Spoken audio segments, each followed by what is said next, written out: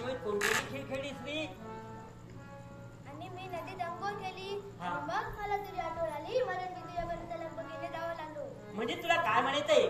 आई सूर पारंब्याचे आम्ही खेळ खेळलो आणि मित्रासमोर असताना ना पण गाडीला बडा तू ना तुझ्या मित्रासमोर खेळत असताना ना आईला विसरलास का रे? अरे हा तू त्या मित्रांसोबत खेळताना ना आम्हाला विसरूनच जातो. हा आईला विसरून तर जात नाहीस ना? आई सर्व देवतांना श्रेष्ठ देवता ती म्हणजे कोण असेल? ती म्हणजे माझी मातृदेवता. काय? वृक्षातील सारथ्याचे मातृपितृदेवतेच्या चरणी वास्तव्य करतो. असं करून मी तिला कधीवर विसरेन? म्हणजे तुला मला विसरायचं नाही, तू मला पूज्य मानतोयस आणि एवढंच कशाला हे लबडा तुझ्यासारखा बाळ मिळाल ना हे माझं पुण्य समजते आहे. म्हणजे